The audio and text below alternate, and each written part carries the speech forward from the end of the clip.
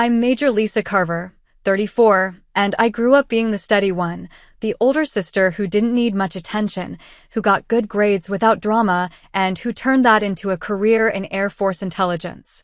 For years, I was the safety net.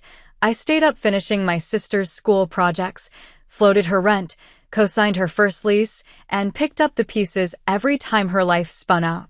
But when she sat across from me at her engagement dinner, bragging that her Army Ranger fiancé was a real hero and mocking my little desk job in front of everyone, then watched him freeze at the sight of my unit pin and turn on her instead, I made a choice that changed everything.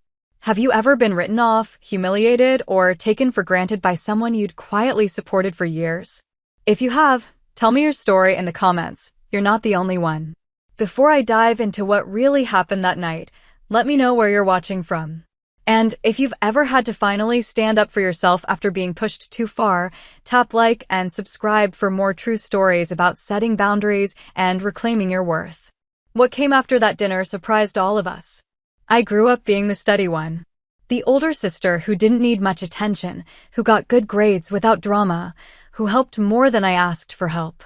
Maya was different, loud, charming, always the center of whatever room she walked into. Our parents loved us both, but they worried about her more. I think that's why I started taking care of her early. It felt natural. When she forgot her science project was due, I stayed up with her building a volcano.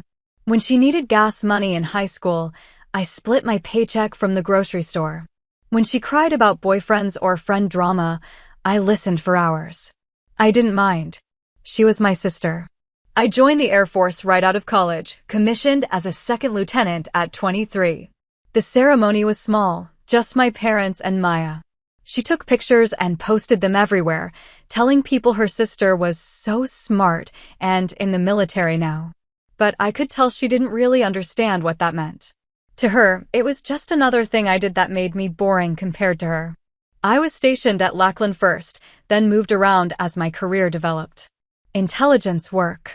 Long hours. Briefings I couldn't talk about. Deployments that came with 2 weeks' notice. I sent money home when Maya needed help with rent. I co-signed her first apartment lease. When her car died, I helped her buy a used Honda. She'd call me during those years, usually when she needed something. Sometimes just to complain about her job or her latest boyfriend. She never asked much about my work.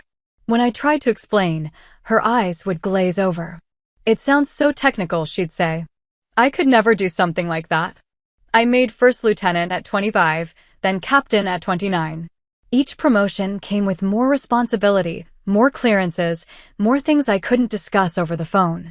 My mentor, Colonel Dana Whitmore, pulled me aside after I pinned on 03. "You're doing good work, Carver," she said. "But you need to stop letting people underestimate you. Even family." I didn't know what she meant then. I thought I was just being helpful. Maya moved through jobs like she moved through everything else, quick and restless. She'd work retail for 6 months, then quit to try restaurant management. She'd talk about going back to school, then decide it wasn't worth it. I kept helping when she asked, covering bills when she came up short, lending her money that became gifts because asking for it back felt petty. When I visited home, she'd introduce me to her friends as my sister, the Air Force officer, but always with this little eye roll that said, "She's responsible and boring and not like us." I let it go. That's what I did. I let things go. I was promoted to major at 34. 04. Field grade officer. It meant something in my world, years of work, competitive boards, leadership positions. I called Maya to tell her. "That's cool," she said. "Hey, can I ask you something? I'm short on my deposit for this trip I booked, and I sent her the money." She never said congratulations. The imbalance had always been there, I realized later. I gave time, money, stability, patience. She gave criticism disguised as teasing, assumptions about my life, and stories where I played supporting roles. But she was my sister. And I kept thinking that's just how family worked. Colonel Whitmore saw it differently. We were having coffee after a long briefing, and I mentioned Maya casually, something about helping her move again. "You talk about her like she's your dependent," Whitmore said. "She's my sister. She's also 32 years old." I didn't have an answer for that. Whitmore stirred her coffee, watching me. I had a brother like that. Took me years to realize he didn't need saving. He needed consequences. I thought about that conversation for weeks. But I didn't change anything. Not yet.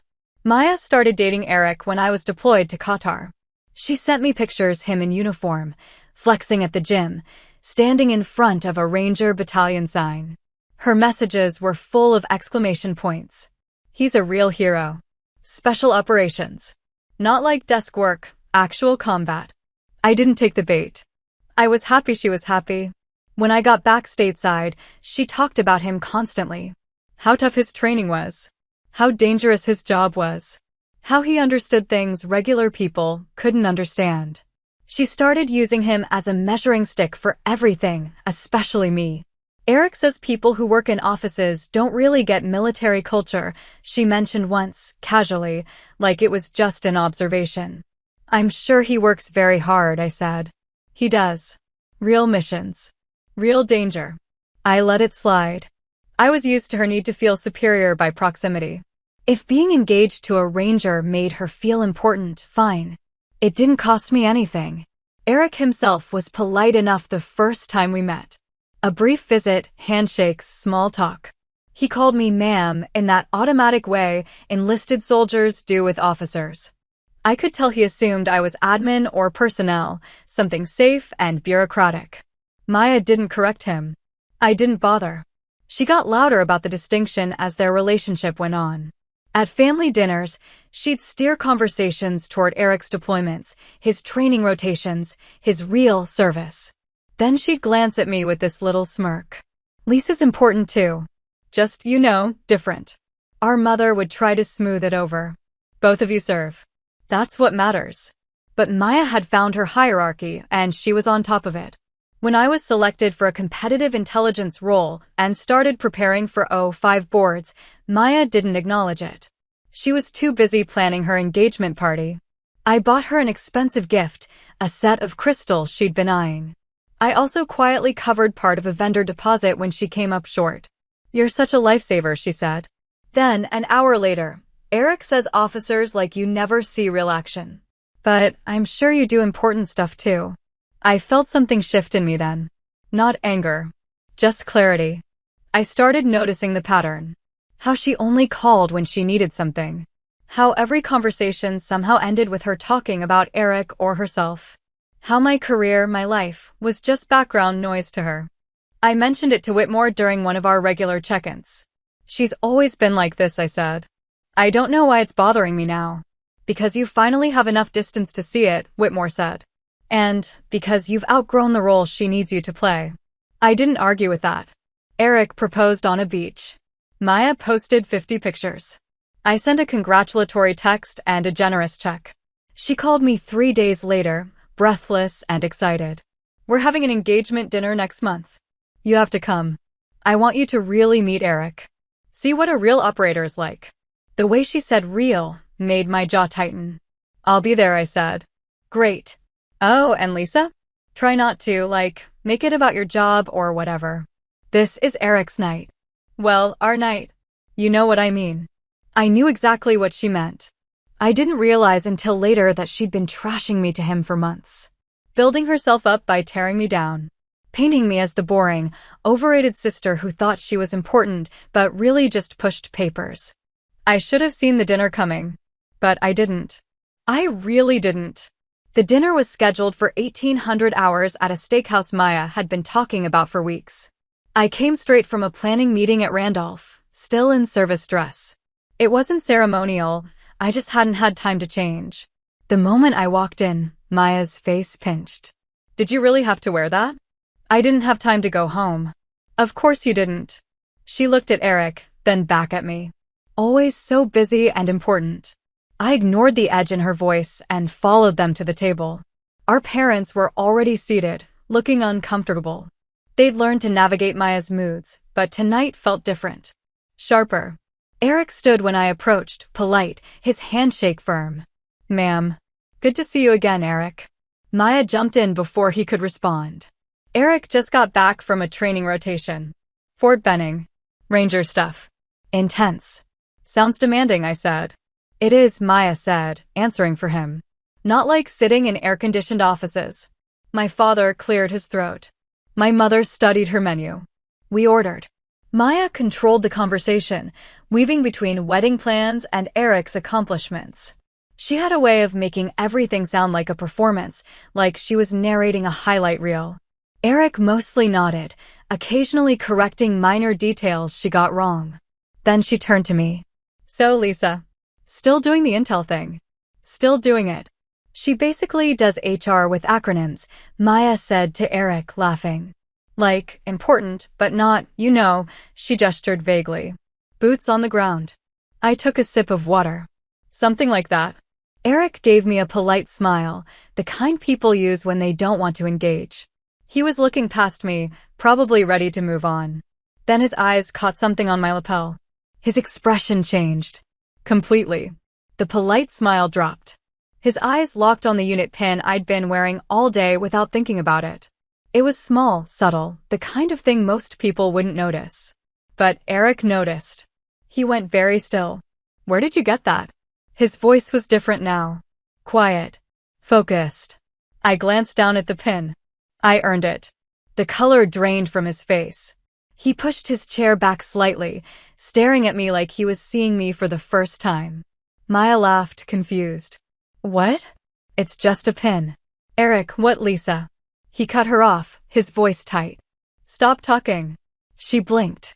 Excuse me. He didn't look at her. His eyes were still on me, on the pin, and something like fear flickered across his face. He stood up slowly, almost uncertain. Do you know who she is? He said to Maya, his voice strained. Maya's face flushed. She's my sister. I know exactly who she is. No. Eric shook his head. You don't. The table went silent. My mother's fork hovered midair. My father's hand tightened on his glass. Maya's voice rose, defensive now. Eric, what are you doing? She's Air Force intel. She's not what? Eric's tone was sharp now, almost angry. You've been telling me she pushes papers. That she doesn't do anything real. She doesn't. Maya's face was red. She sits at a desk.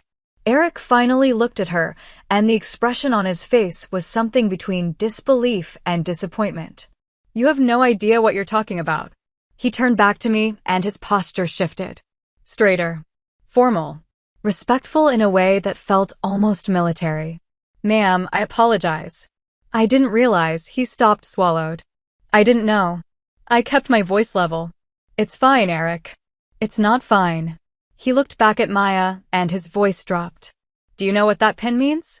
Maya's eyes darted between us, her confidence cracking.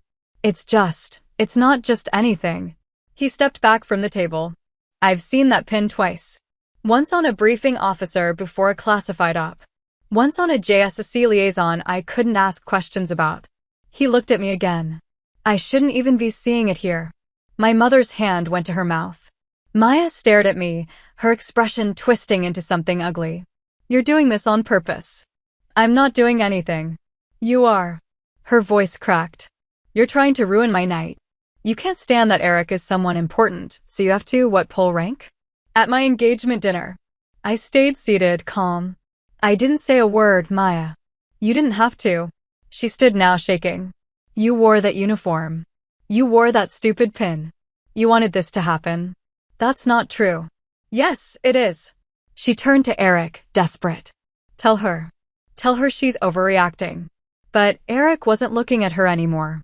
He was still looking at me, his jaw tight, his hands clenched at his sides. I can't marry someone who disrespects a service member like this, he said quietly. Maya's face went white. What? You've been lying to me. About her. About what she does. I didn't lie. You did. His voice was flat now. And I'm done. He grabbed his jacket and walked out. The restaurant felt too quiet. My parents sat frozen. Maya stood there, trembling, her face a mess of rage and humiliation. Then she turned on me. This is your fault. I stood slowly, picking up my purse. I'm going to go. Of course you are. You got what you wanted. I met her eyes. I didn't want any of this. Liar. I walked past her. My father reached for my arm, but I shook my head. I didn't trust myself to speak. Outside, the air was cool. I sat in my car for a long time, hands on the steering wheel, breathing slowly. My phone buzzed. A text from Maya. I hope you're happy. I deleted it. Then another. You've always been jealous of me. I turned my phone off. I drove home in silence, the weight of the evening settling over me like a fog. I didn't feel victorious. I didn't feel vindicated. I just felt tired. Maya called the next morning at 0600. I let it go to voicemail. She called again at 07, then 08. By 0900, I had 12 missed calls. I listened to the first voicemail. You need to fix this. Call me back. The second was angrier. I can't believe you. After everything I've done for you. The third was almost incoherent. Eric won't answer my calls. This is your fault. You set this up. You planned this. I deleted them all. I went to work. Sat through briefings. Reviewed intel reports. Stayed late to finish a threat assessment. I kept my phone on silent. When I got home, there were 17 more missed calls. Texts filled my screen. You owe me. Family doesn't do this. You're destroying my life. I sat on my couch, staring at the messages. Part of me wanted to respond, to explain, to make her understand. But the larger part, the part that had been growing for months, knew it wouldn't matter. She didn't want to understand. She wanted me to fix it.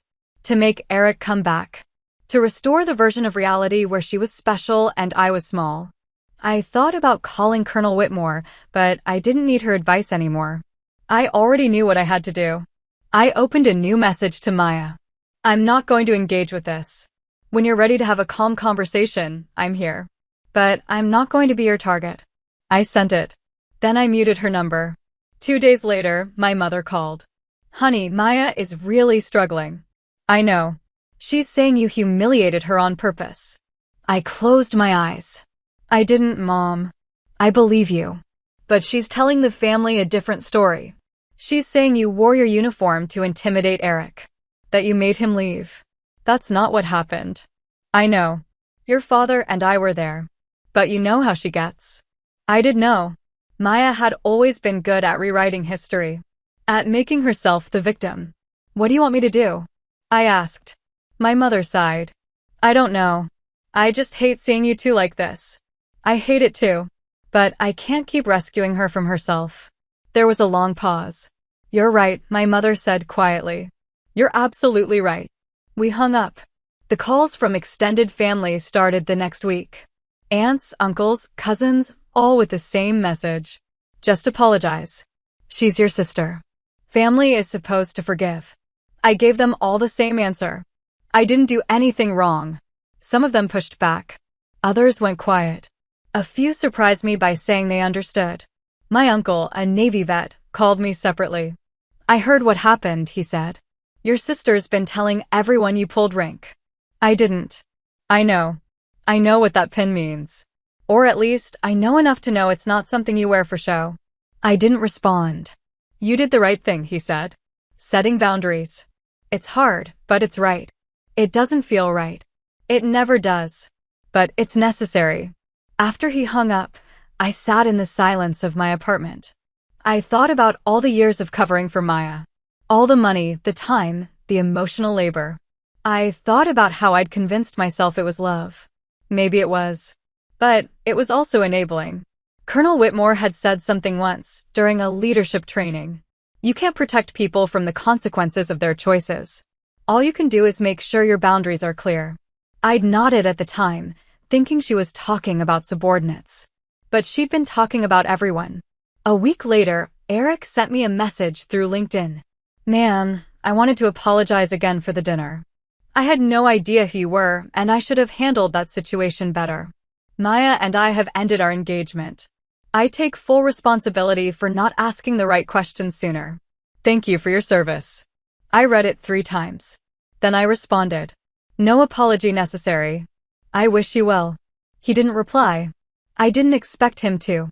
Maya found out about the message. I don't know how, maybe she still had access to his accounts. She sent me a voicemail that night. So now you're talking to my ex-fiancé? Behind my back? You really can't help yourself, can you? I didn't respond. She showed up at my apartment 2 days later. I saw her car in the lot when I got home from work.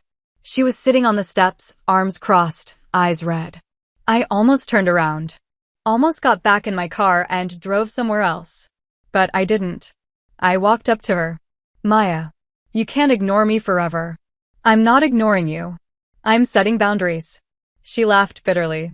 Boundaries. Right. That's what you call abandoning family. I'm not abandoning you. Yes, you are. She stood up, voice rising. I needed you, and you left me to deal with this alone. You didn't need me. You needed a scapegoat. Her face twisted. How dare you? It's true. You spent months telling Eric I was nothing. You built yourself up by tearing me down. And when he saw the truth, you blamed me. Because it's your fault. I took a breath. I'm going inside now. If you want to have a real conversation, calm, respectful, I'm willing. But I'm not going to stand here and let you scream at me. I walked past her.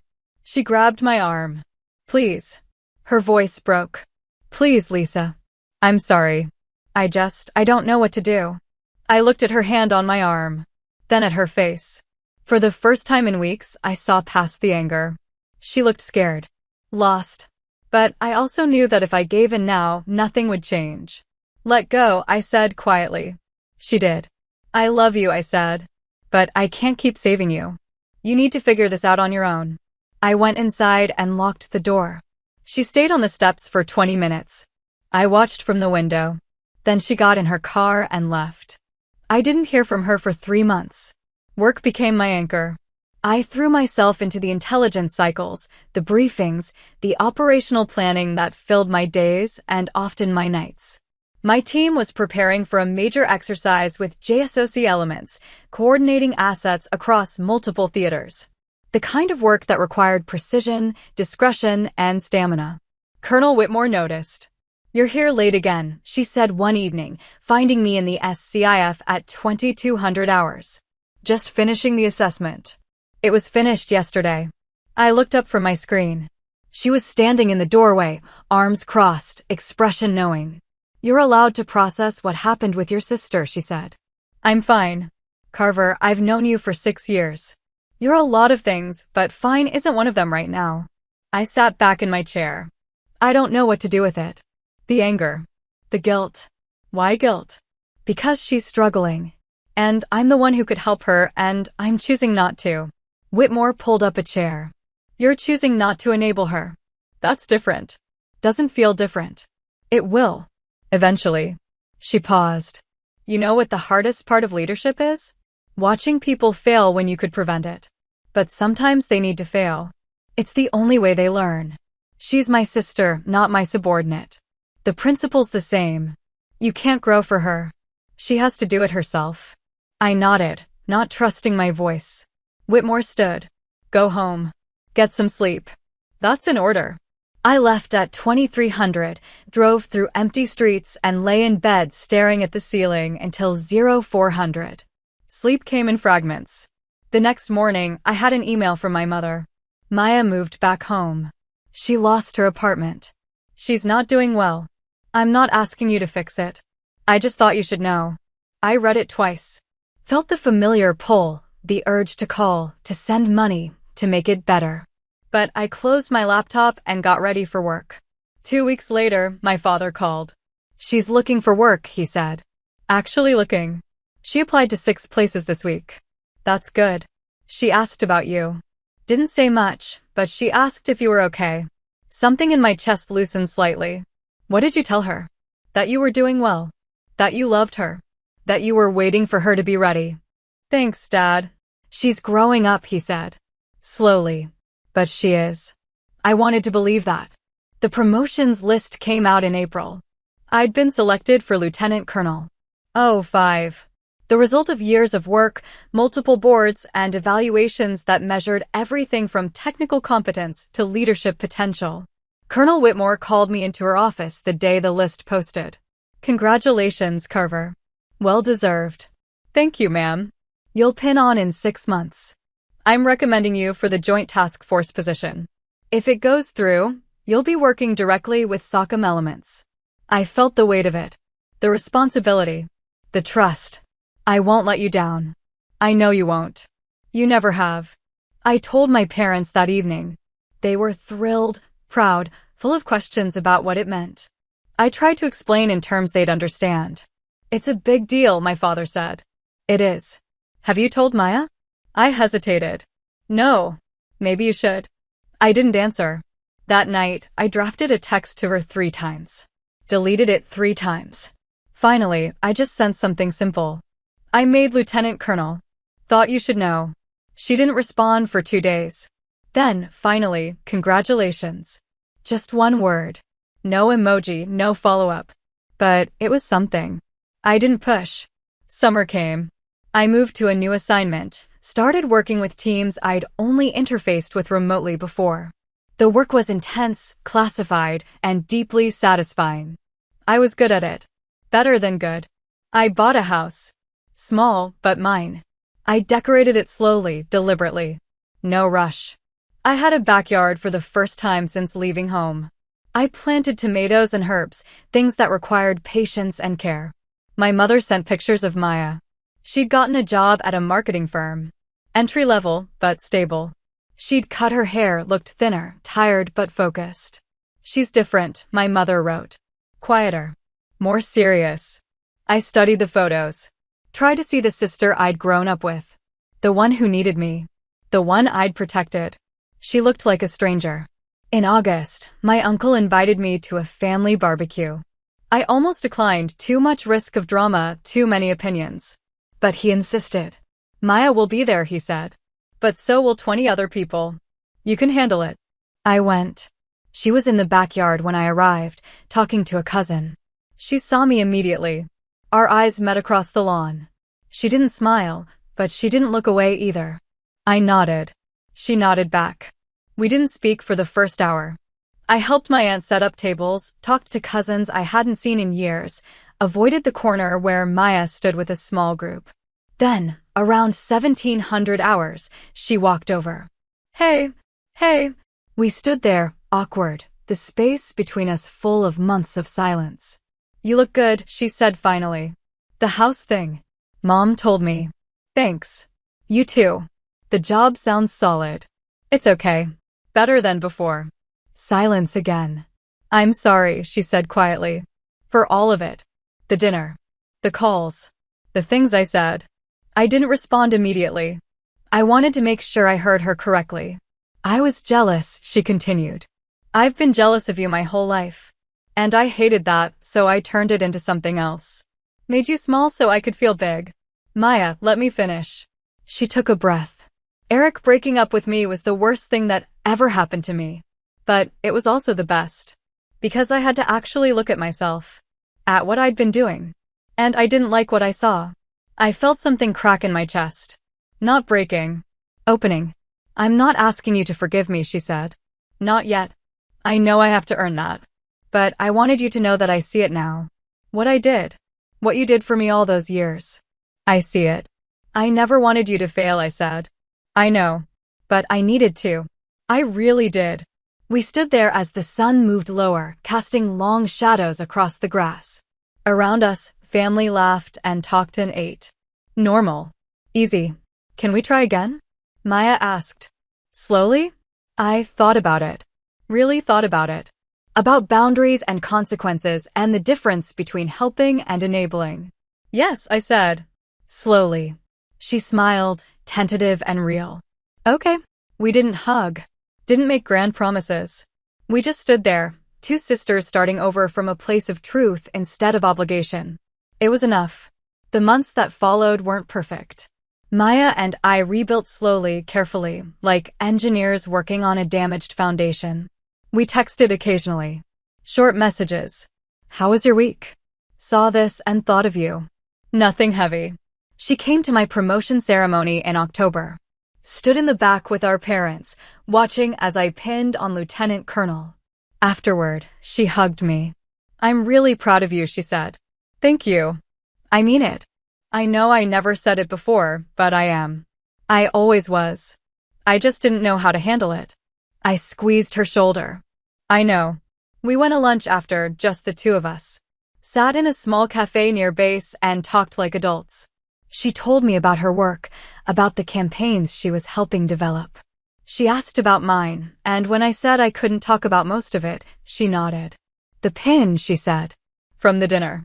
Can you tell me what it means now? Not really. Is it classified? It's complicated. She smiled. That's very you. What does that mean? You've always been complicated. Deep. I just couldn't see it because I was too busy making everything about me. I sipped my coffee. We were both young. We're both learning. You're being generous. I'm being honest. She looked at me for a long moment. I don't need saving anymore. I want you to know that. I'm figuring it out. I can see that. But I do need my sister. If you're willing. I am. We split the check. She insisted. It was a small thing, but it mattered. Over the next few months, we found a rhythm. Coffee once a month. Phone calls that didn't center on crisis. Conversations where we both talked and both listened. She told me about a guy she was seeing, casual, no pressure, no grand pronouncements. I told her about the frustrations of military bureaucracy, the parts one could share. She never asked for money. When she struggled, she figured it out herself. When she succeeded, she shared it without needing my validation. One evening in December, she called me crying. What's wrong? I asked, already tensing. Nothing. Nothing's wrong. I just got promoted. Team lead. And I wanted to tell you. I smiled. That's amazing, Maya. I know. I can't believe it. Me. Leading people. You can do it. I'm terrified. That means you care. That's good. She laughed through tears. When did you get so wise? I'm not. I'm just older. Well, it works for you. We talked for an hour. About leadership, responsibility, imposter syndrome. Things I'd felt when I first led teams. She listened like I was actually teaching her something. When we hung up, I sat in the silence of my house and felt something I hadn't felt in years. Peace. Christmas came. The whole family gathered at our parents' house. Maya and I worked together in the kitchen, chopping vegetables and arguing about seasoning like we had as kids. But different. Easier. Eric's name came up once. Maya mentioned him casually, without bitterness. I saw he got selected for a special assignment. Good for him. You're not angry? I was. For a long time. But he was right. About me. About what I was doing. She looked at me. I wasn't ready to be someone's partner. I was too busy trying to prove I was worth something. You are worth something. I know that now. But I had to learn it myself. That night, after dinner, Maya pulled me aside. I got you something. She handed me a small box. Inside was a silver bracelet, simple and elegant. It's not expensive, she said quickly. But I wanted to get you something real. Something that wasn't about me needing you. I put it on. It's perfect. There's an engraving. I looked closer. On the inside, steady. Strong. Sister. My throat tightened. Maya. I know we're still figuring this out. But I want you to know I see you now. Really see you. I hugged her. Tight. Real. I love you, I said. I love you too. Spring brought new assignments, new challenges. I moved into the joint task force position, working operations that pulled from every branch, every specialty. The work was exactly what I'd trained for: complex, high stakes, demanding excellence. I was good at it. My team respected me. My superiors trusted me. I'd found my place. Maya continued growing. She got her own apartment again, decorated it herself, managed her own life. She dated, but carefully. She invested in friendships. She went to therapy. It's helping, she told me over coffee in April. I'm learning why I needed so much external validation. Why I made everything a competition. I'm glad. She asked about you. My therapist. About our relationship. What did you tell her? That I almost destroyed it. That I took you for granted. That you had to walk away so I could find myself. I stirred my latte. And she said that sometimes the most loving thing someone can do is refuse to participate in dysfunction. She sounds smart. She is. She also said I need to make amends. Not just apologize, but change my behavior. Show you through actions that I'm different. You already are. But I want to keep being different. I don't want to slip back. You won't. How do you know? Because you're aware of it now. That's half the battle. She smiled. Look at you, being all wise again. In June, I received orders for a temporary deployment. For months, classified location, limited communication. I told Maya over dinner. For months. Maybe less. Depends on the operation. She nodded slowly. Will you be safe? As safe as I can be. That's not reassuring. It's honest. She looked down at her plate. I'm scared for you. I know. But this is what I do. I know that too. She met my eyes. I'm proud of you. I know I said it before, but I need to say it again. What you do matters. And I'm sorry I never saw that. Thank you. Will you write? Even if you can't say where you are. When I can. That's enough. I deployed in July. The work was intense, the hours brutal, the stakes real. But I was exactly where I was supposed to be, doing exactly what I'd trained to do. I sent Maya postcards when I could. Generic landscapes, no locations. Short messages. Thinking of you. Hope you're well. Nothing that could compromise security. She saved everyone. When I returned in October, she was waiting at the airport with our parents. She hugged me so hard I couldn't breathe. I missed you, she said. I missed you too. We drove home together, talking about everything and nothing. She told me about her promotion to senior team lead. About the campaign she'd managed that won an industry award. About the guy she was dating seriously now. His name is Marcus. He's a teacher. Elementary school. That's different from your usual type. I know. That's why I like him. He's stable. Kind. He doesn't need me to be anything other than myself. I'd like to meet him. Really? Really? She smiled. I'd like that too. Thanksgiving was quiet. Small. Just family. Maya and Marcus came. He was exactly as she described, steady, kind, genuinely interested in people. He asked about my work respectfully, didn't push when I deflected. Maya talks about you a lot, he said while we were cleaning up. Good things, I hope. Always. She says you taught her what real strength looks like. I glanced at Maya across the room. She was laughing with our mother, relaxed and present. She taught me some things too, I said. Like what?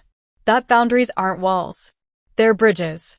You just have to build them carefully. He nodded. She's working hard on that. I can tell.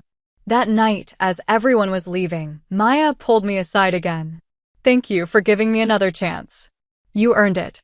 I'm going to keep earning it. Every day. I know you will. She hugged me. I love you, Lisa. I love you too. Time moved forward. I continued rising through my career, selected for developmental positions, entrusted with increasingly complex operations. Maya built her own success on her own terms, without needing to measure herself against anyone. We found our balance. Sisters, but also individuals. Connected, but not codependent. One evening in January, almost 2 years after the dinner that changed everything, Maya called me. I'm getting married. To Marcus. Yes. He proposed last night. Small ceremony. Just family. Nothing big. I'm happy for you. I want you to be my maid of honor. If you're willing. I felt emotion rise in my throat. I'd be honored. I mean it. Not because you're supposed to, but because I want you there. Because you're my sister and my friend, and I can't imagine doing this without you. Then I'll be there. The wedding was in May. Small and intimate, held in my parents' backyard. Maya wore a simple dress. Marcus cried during his vows. I stood beside my sister and watched her marry someone who saw her, really saw her, and loved her anyway. During the reception, she found me by the dessert table. Thank you for being here. Where else would I be? I don't know. I just know that a few years ago you wouldn't have been. Because I didn't deserve it. Maya, let me finish. I destroyed our relationship. I was selfish and cruel and blind. And you had every right to walk away completely. But you didn't. You set boundaries and waited. And I'm so grateful you did. I'm your sister. I was always going to wait. But you didn't have to. That's what I'm learning. Love is an obligation. It's choice. And you chose me, even when I didn't deserve it. I hugged her. You're my sister. That's never going to change. I know. But the way we're sisters now is better. Healthier. It is. She pulled back, smiling through tears. Okay, enough crying. This is supposed to be happy. It is happy. And it was. I looked around at the gathering, at my parents laughing with Marcus's family, at cousins I'd reconnected with, at the life Maya had built through her own strength and determination. I thought about the woman I'd been at that dinner 2 years ago. Still giving, still rescuing, still believing that love meant making myself smaller so others could feel bigger. I thought about the pin Eric had recognized. The work I did that most people would never know about. The responsibility I carried quietly, without fanfare. I thought about Colonel Whitmore's words, some people need to believe you're smaller so they can feel bigger. But I wasn't small. I never had been. And Maya didn't need me to be anymore. The sun set slowly over the backyard, casting everything in golden light. Maya danced with Marcus, laughing and radiant. Our mother wiped tears. Our father raised a toast. I stood at the edge of it all, watching, present but peaceful. My phone buzzed. A message from Colonel Whitmore. Heard your sister got married. Congratulations. How are you doing? I typed back, good. Really good. Because I was. Justice doesn't always roar. Sometimes it walks into a dinner party wearing a simple unit pin and lets truth do the work. Sometimes it sets boundaries and waits. Sometimes it looks like two sisters starting over from a place of honesty instead of obligation. Sometimes it looks like forgiveness that's earned, not given. Sometimes it looks like a woman who finally understands that her worth was never defined by how much she gave, but by how steady she remained while others figured out who they were. I finished my champagne and joined the celebration.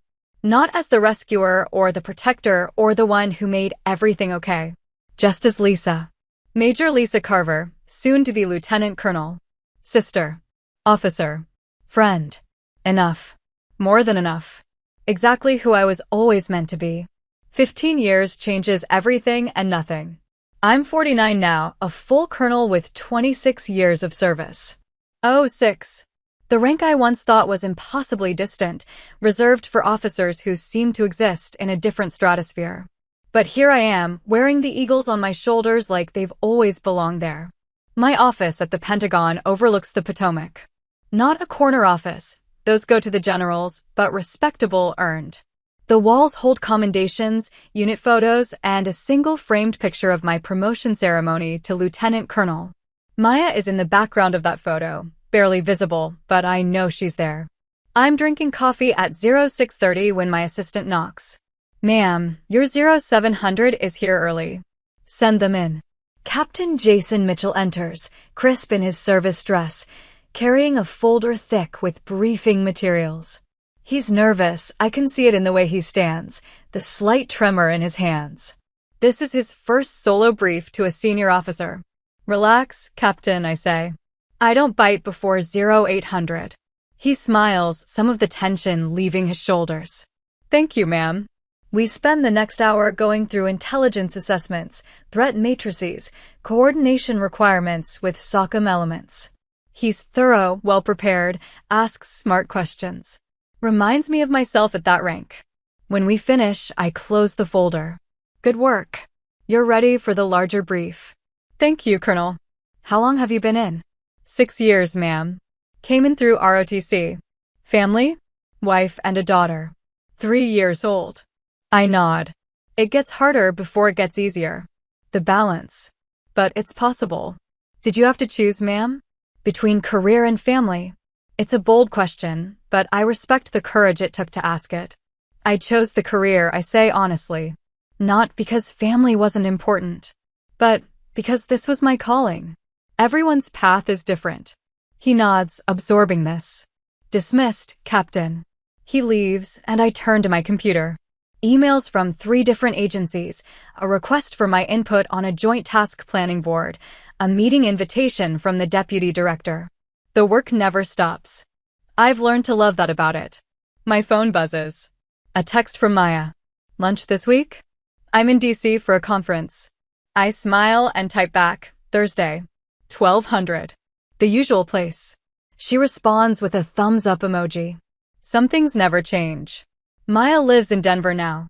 Has for the past decade. She's the VP of marketing for a tech company, travels constantly, makes more money than I ever will. She married Marcus 16 years ago. They have 3 kids, twins who just turned 14 and a 10-year-old. We talk every week. Video calls mostly. She shows me her kids' school projects, complains about corporate politics, asks my advice on things she already knows the answer to. I tell her about the parts of my work I can share, listen to her vent about bad clients, remind her to take vacation days. We've built something real. Something equal. It took years, but we got there. Thursday comes. I leave the Pentagon at 11:45, drive through Georgetown to a small Italian place Maya discovered during her last visit. She's already there when I arrive, sitting at a corner table, scrolling through her phone. She stands when she sees me, and we hug like we always do now, warm, genuine, easy. You look good, she says. Tired, but good. You look exactly the same. Liar. I found 3 new gray hairs this morning. We sit. Order. Fall into the comfortable rhythm of sisters who've learned how to navigate each other. How are the kids? I ask. Chaotic. Emma wants to join the debate team. Ethan wants to quit soccer. Riley wants a puppy. Are you getting a puppy? God, no. Marcus is allergic and I barely have time to feed myself. I laugh. Smart. How's work? Anything you can actually tell me about? Busy. We're coordinating with multiple agencies on a long-term strategic initiative. That's about all I can say. Sounds important. It is. She sips her water. Do you ever think about retiring? Sometimes. I've got 4 years left until I hit 30. After that, I could. But you won't. Probably not. Not yet. Because you love it. Because I'm good at it. And because it still matters. She nods. I get that. I feel the same way about my work now. Took me years, but I finally found something I care about. I'm proud of you. I'm proud of you too. She pauses. Actually, that's part of why I wanted to see you. I'm giving a keynote at the conference tomorrow. About leadership and overcoming personal challenges. And I want to talk about you. About us. If you're okay with that. I set down my fork. What about us? About how I almost destroyed our relationship because I couldn't handle your success. About how you setting boundaries saved both of us. About what real strength looks like. Maya, I won't use your name if you don't want. I won't mention specifics about your work. But I want to tell the story. Because it matters. Because other people need to hear it. I think about this. About privacy and exposure and the careful line I've always walked between my public role and my private life. You can use my name, I say finally. But keep the work details vague. Really? Really. If it helps someone else, it's worth it. She reaches across the table and squeezes my hand. Thank you. We finish lunch talking about lighter things, her kids' upcoming summer camp, Marcus's new position as principal, our parents' plan to downsize their house. Normal family stuff. The kind of conversations we never had 15 years ago because everything was too fraught, too unbalanced. As we're leaving, Maya stops me on the sidewalk. I want you to know something. You saved my life. I didn't, you did. Not by rescuing me. By refusing to. By making me face myself. I think about that dinner all the time. How humiliated I was. How angry. And how necessary it was. You did the hard work. I just stepped back. You did more than step back. You held a boundary when everyone was telling you to give in. That's not easy. No, it wasn't. I'm sorry it took me so long to understand. You understand now. That's what matters. We hug again, and she gets in her rental car. I watch her drive away, feeling the warmth of connection without the weight of obligation. That evening, I'm home in my townhouse in Arlington, reviewing briefing materials, when my phone rings. Colonel Dana Whitmore. Retired now for 5 years, but we still talk monthly. Whitmore, I answer, smiling. Carver. How's the Pentagon treating you? Same as always. Bureaucratic and essential. She laughs. I don't miss it. Well, sometimes I miss it. Mostly I miss the people. How's retirement? Busy. I'm consulting for a defense contractor, teaching a graduate course on intelligence strategy, and somehow I'm busier than when I was active duty. That sounds about right. I'm calling because I heard your name come up in a very interesting conversation. Something about a developmental position for O7 candidates. I go still. I haven't heard anything official. You will. Probably in the next month. They're looking for someone with your background for a joint task force command position. If you're selected, you'd be in line for Brigadier General. O7. General Officer. A rank I've thought about but never quite let myself believe in. I don't know if I'm ready for that. You've been ready for years. The question is whether you want it. I do. I think I do. Then prepare yourself. Because if this comes through, your life is about to change again. We talk for another 30 minutes about what general officer life looks like, the sacrifices, the rewards, the responsibility. When we hang up, I sit in silence, processing. Brigadier General. The first star. The culmination of decades of work. I think about the second lieutenant I was at 23, wide-eyed and determined. I think about the captain who learned to navigate operational complexities. The major who finally set boundaries with her sister. The lieutenant colonel who commanded respect through competence rather than volume. I think about all the versions of myself that led here. My phone buzzes. A text from Maya. Killed the keynote. People loved it. Thank you for letting me tell our story. I respond, proud of you. She sends back a heart emoji. I pour myself a glass of wine, stand at my window overlooking the city, and let myself imagine it. General Carver. The responsibility. The opportunity. The wait. I'm ready. The official notification comes 3 weeks later. I'm invited to interview for a developmental position that would prepare me for brigade-level command and potential selection to O7. The interview panel includes 2 major generals and a lieutenant general. The questions are sharp, probing, designed to test strategic thinking and leadership philosophy. Colonel Carver, tell us about a time you had to make an unpopular decision and stick with it. I think about Maya. About that dinner. About the months of family pressure and guilt. I had a family member who was dependent on my support, financial and emotional. For years, I provided that support without question.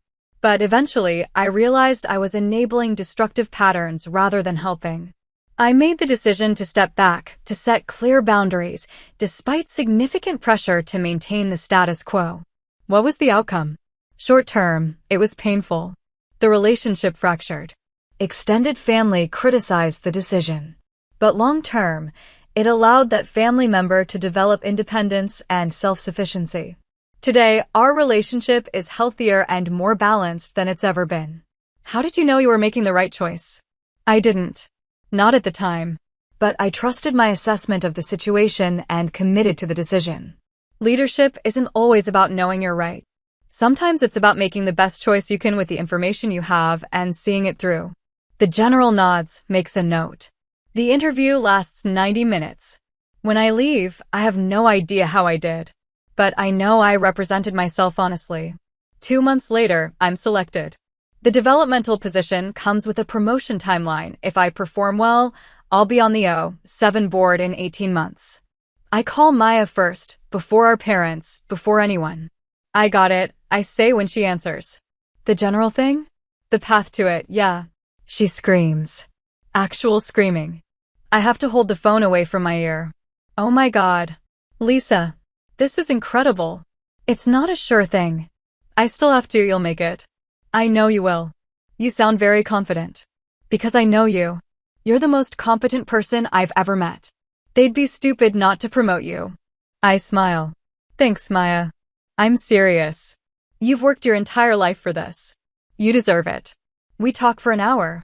She wants to fly out, celebrate, make a big deal of it. I convince her to wait until the actual promotion if it happens. When it happens, she corrects. Not if.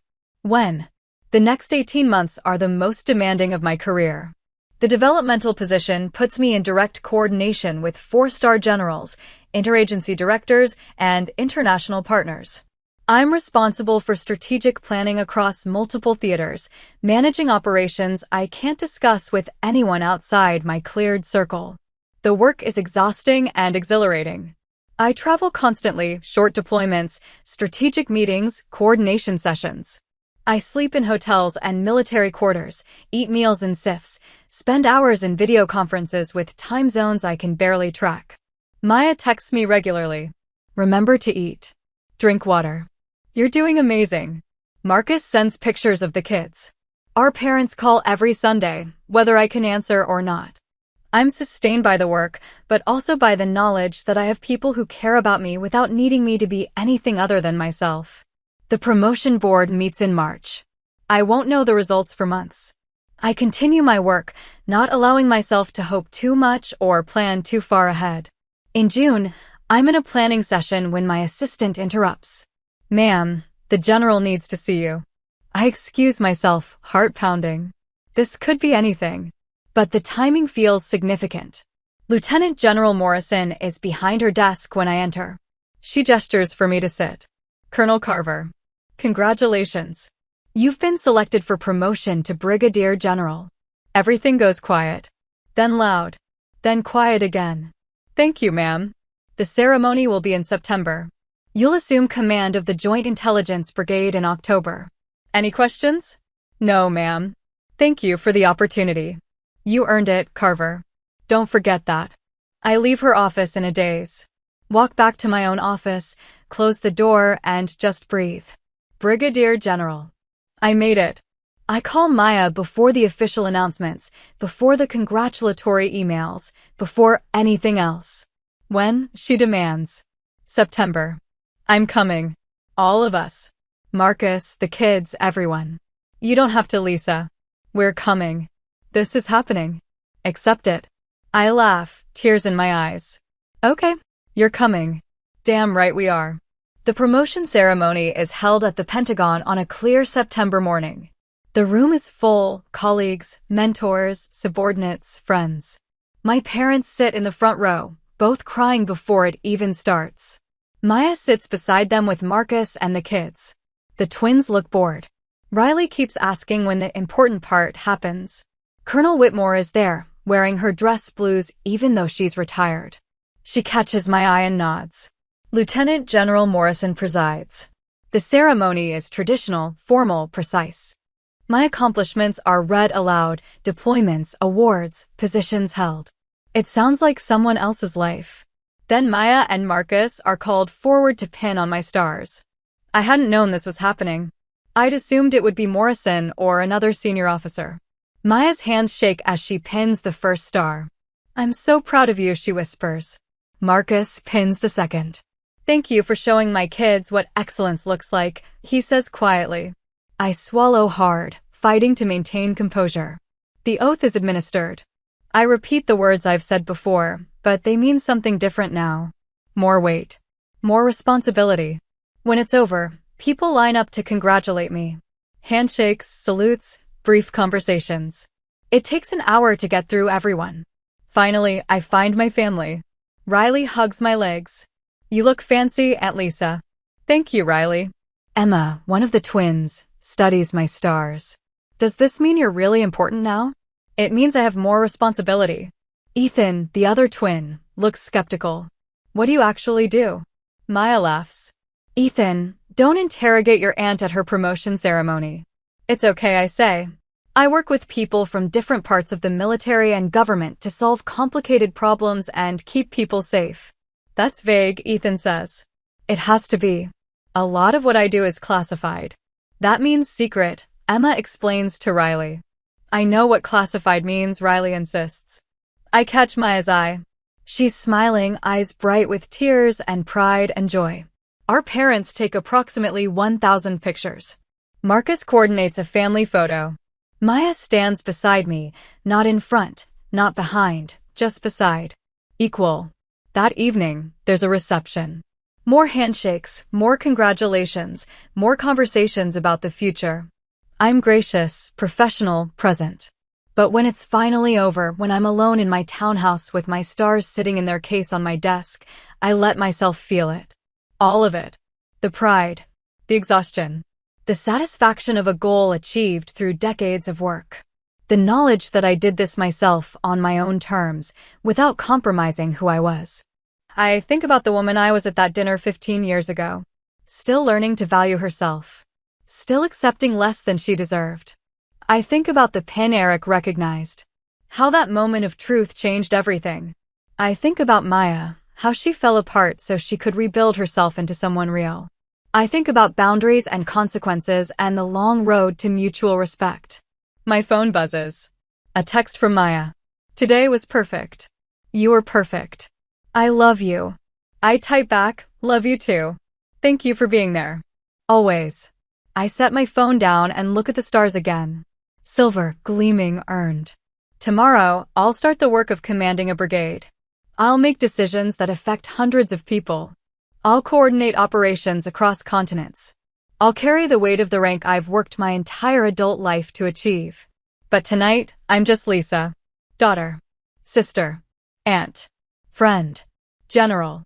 All of it. Every version. Every hard choice. Every boundary held. Every consequence accepted. Worth it. Every single piece of it. I pour myself a glass of wine, stand at my window one more time, and toast the city spread out below me. To the journey. To the work. To the relationships that survive because they're built on truth instead of need. To the woman who walked into a dinner party wearing a simple pin and let the chips fall where they would. To the woman who learned that sometimes the most powerful thing you can do is refuse to make yourself smaller. To the woman who became a general not despite the hard choices, but because of them. To me. Finally, fully to me. The retirement ceremony is smaller than the promotion ones were. I requested that. 34 years of service deserves dignity, not spectacle. I'm 63 now. Major General, retired as of today. Oh, 8. 2 stars I never imagined when I was that second lieutenant filing paperwork at Lackland. The chapel at Joint Base Andrews holds maybe 100 people. Colleagues, former subordinates, a handful of officers I came up with who are still serving. General Marcus Chin, who I worked with on 3 different continements, flew in from Stuttgart to speak. General Carver doesn't do things halfway, he says during his remarks. When she commits fully. When she leads, people follow. Not because they have to, but because they trust her judgment more than their own doubts. I sit in the front row, dress blues pressed perfect one last time, and try to absorb it. 3 decades. Dozens of deployments. Operations I'll never be able to talk about. Lives saved through intelligence work that will never make headlines. Worth every moment. My family takes up 2 full rows. Maya and Marcus, their 3 kids, all grown now. Emma just finished law school. Ethan's a software engineer in Seattle. Riley's in her 2nd year at the Air Force Academy. That last one still makes me smile. My parents didn't make it to the ceremony. Dad passed 4 years ago, Mom 2 years after. But I feel them here anyway. They'd lived long enough to see me make general. Long enough to know their daughters had found peace with each other. After the ceremony, there's a reception in the officers' club.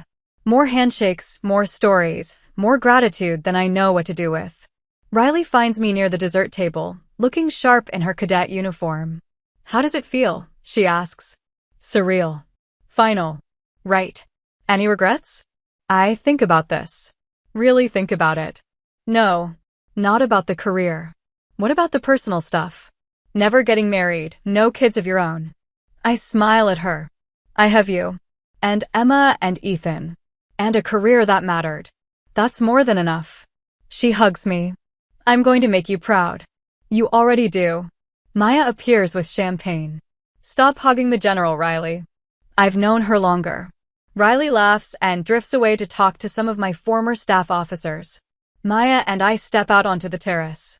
April in D.C., cherry blossoms just past peak, the evening warm and clear. I can't believe you're actually retired, Maya says. Neither can I. What are you going to do? I have some consulting offers. A think tank wants me part-time. The Air Force asked if I'd teach at the War College. Are you going to? Maybe. Eventually. First, I'm going to sleep for a week. She laughs. You've earned it. We stand in comfortable silence, watching the sun set over the Potomac. Do you remember that dinner? Maya asks suddenly. Which one? You know which one. The one with Eric. Of course I remember. I think about it sometimes. How that was the night everything changed. It was. I was so awful to you. You were hurting. And young. We both were. You were never awful, though. Even when you walked away, you did it with dignity. I turned to look at her. She's 59 now, gray streaking through her dark hair, laugh lines deep around her eyes. She looks happy, settled, real. We both grew up, I say. You grew me up. By refusing to let me stay small. You did the work, Maya. We both did. She's right. We both did. Marcus joins us, carrying cake. Emma's giving a toast. You two need to come inside. We follow him back in. Emma stands at the microphone, poised and confident. I'm not military, she begins. I don't fully understand what my aunt did for 34 years. But I understand impact. I understand dedication. And I understand what it means to show up, day after day, and do work that matters even when no one's watching. She looks at me. Aunt Lisa taught me that success isn't about recognition. It's about integrity. It's about knowing your worth without needing external validation. It's about setting boundaries and keeping them, even when it costs you. My throat tightens. She also taught me, Emma continues, that you can be strong and kind, powerful and humble, successful and still make time for family Sunday dinners on video call from 6 different time zones. People laugh. So here's to General Carver. To my aunt. To a woman who served her country with excellence and her family with grace. We love you. Everyone raises their glasses. I blink back tears, overwhelmed by the fullness of this moment. Later, when the reception winds down and people start to leave, I find myself alone for a moment in the chapel. I stand where I stood during the ceremony, looking at the flags, the symbols of service that have defined my adult life. 34 years. I think about the scared lieutenant who didn't know if she belonged, the captain who found her stride, the major who learned to value herself, the colonel who commanded with confidence, the general who led with wisdom. All versions of me. All necessary. All worth it. There you are. I turn. Riley's in the doorway. Just taking a moment, I say. Can I join you? Of course. She sits beside me in the front pew. I want what you have, she says quietly. What's that? Peace. Clarity. The knowledge that you did something that mattered. You will. But it takes time. And it takes being willing to make hard choices. Like what? Like knowing when to hold boundaries. When to walk away from situations that diminish you. When to stay and fight for what's right. How do you know the difference? You listen to yourself. Your real self. Not the version that wants to please everyone or avoid conflict. The one that knows your worth. She nods slowly. Mom told me about what happened with her. Years ago. Before I was born. Did she? She said you saved her by refusing to save her. I smile. That sounds like something she'd say. She said it was the most loving thing you ever did. We saved each other. Just in different ways. Riley leans against my shoulder. I'm glad you're going to be around more now. For family stuff. Me too. We sit there as the light fades, aunt and niece, general and cadet, 2 women at different stages of the same journey. Eventually, we rejoin the family. Maya's coordinating dinner plans, Marcus is wrangling people into cars, the kids are arguing about which restaurant to choose. Normal. Chaotic. Perfect. We end up at an Italian place in Georgetown. The same one Maya and I used to meet at years ago. We fill a long table, 3 generations, loud and laughing and alive. Maya sits beside me, Marcus on her other side. Across from us, their kids debate politics and technology and everything in between. My brother-in-law catches my eye and smiles. You did good, General, he says. We all did, I say. After dinner, Maya walks me to my car. What happens now, she asks. Now I figure out who I am without the uniform. You're Lisa. You've always been Lisa. I know. But it's been a long time since Lisa wasn't also lieutenant, captain, major, colonel, general. She's still in there. Probably glad to have some space to breathe. I hug my sister. Thank you for being here. For all of it. Where else would I be? I drive home through quiet streets, still in my dress blues, 2 stars on my shoulders for the last time. Tomorrow, I'll pack up my Pentagon office. I'll sort through 3 decades of memories and files and commendations. I'll turn in my badge and walk out as a civilian for the first time since I was 23. But tonight, I'm still General Carver. And I'm at peace. With my choices. With my life. With the relationships I've built and the boundaries I've held and the work I've done. The pin that started everything, the one Eric recognized 30 years ago, sits in a shadow box in my study. A reminder of the moment truth interrupted comfortable fiction. I look at it sometimes and remember the woman I was. The woman I became. The journey between. It was worth it. Every hard conversation. Every boundary held. Every sacrifice made. Worth it. I change out of my uniform slowly, carefully, folding it one last time. Tomorrow begins a new chapter. Consultant. Teacher. Aunt. Sister. Daughter to parents who live now only in memory. That's my story. And if you've ever had to redraw the lines with someone you love, you know it's never simple and it's never clean. But it is necessary. Before you go, tell me in the comments, have you ever had a family member underestimate you? Did a moment ever expose the truth the way that dinner did for me? And did setting boundaries make things better or push them further away? I want to hear your experiences. If this story resonated with you, hit like, subscribe, and share it with someone who needs to hear that reclaiming your worth isn't selfish, it's survival.